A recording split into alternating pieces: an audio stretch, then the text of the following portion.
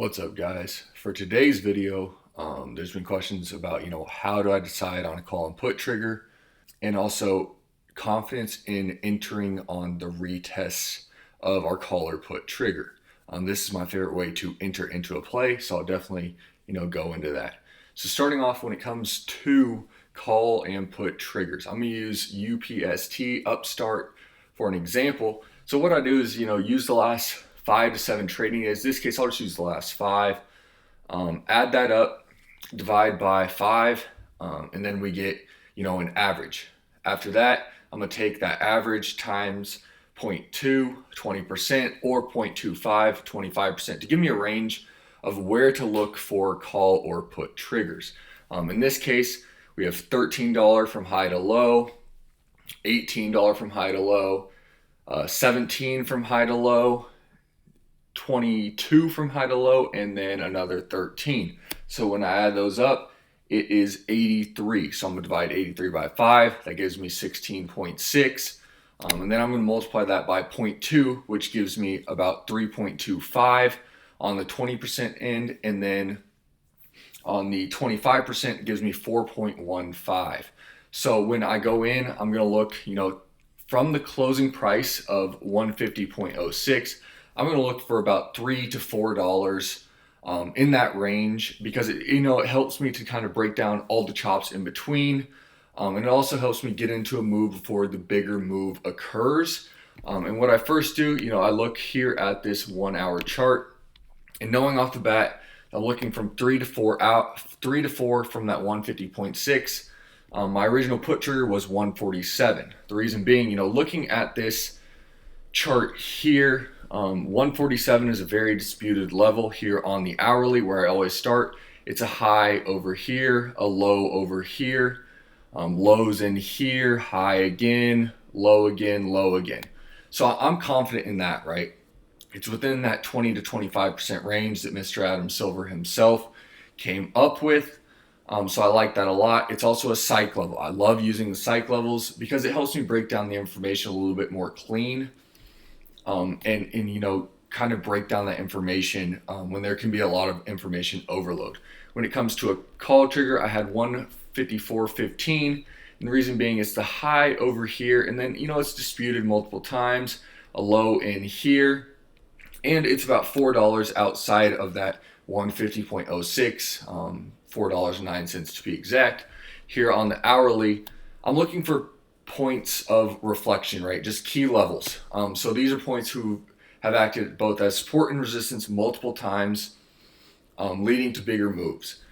After I break that down on the hourly, I'm gonna break it down on the 15, look for the same things. As we can see here, 154.15 on the 15-minute chart, a lot more hits, touches before it turns, support and resistance. So I'm really confident in that.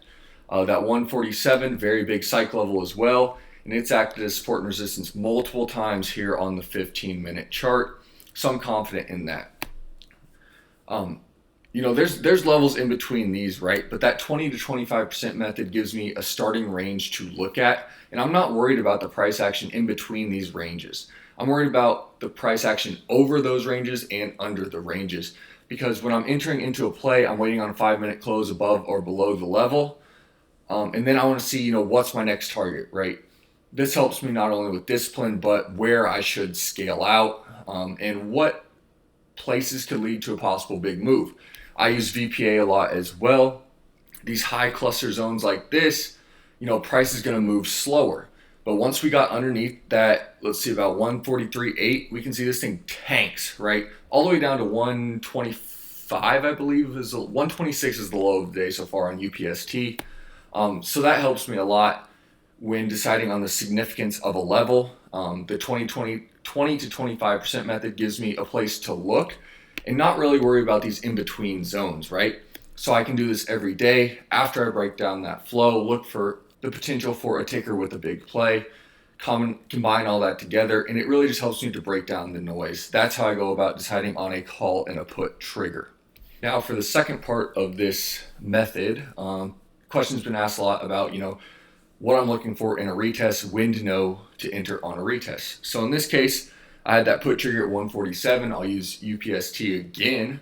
And we see, we test this level a lot, get it closed below. Not a perfect retest, but it gets up there pretty close. I like that a lot. But a big candle like this, I'm confident that there is going to be some downside move. Say maybe I miss these levels, right?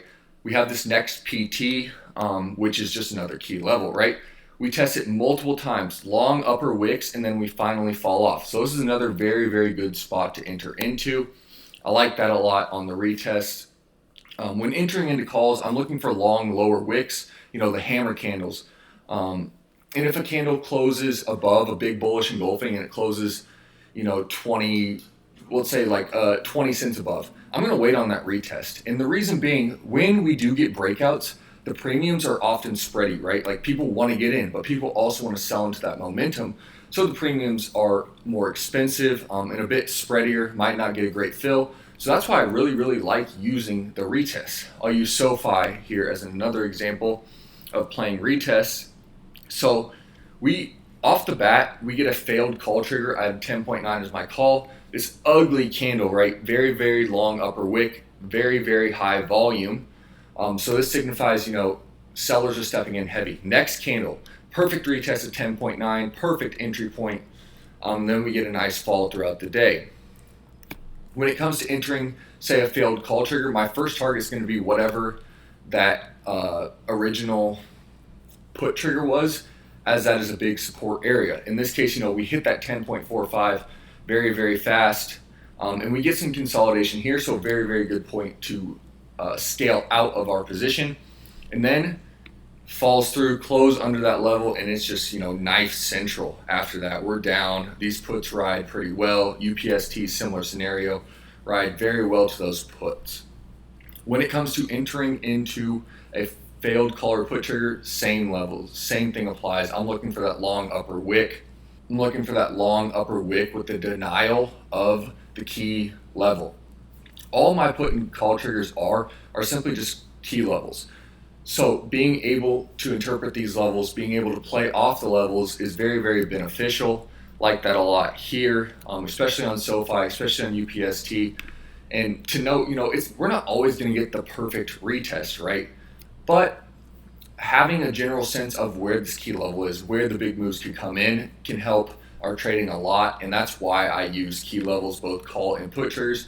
Why I both put those on my watch list is because I want to take that bias out for starters, and then I also want to be able to play both sides of the price action, so I can play calls and puts, failed call and put triggers. It gives me a sense of being able to play both sides, but also being adaptable to the market, right? Like we have days like today where news comes in, SPY pretty weak, right?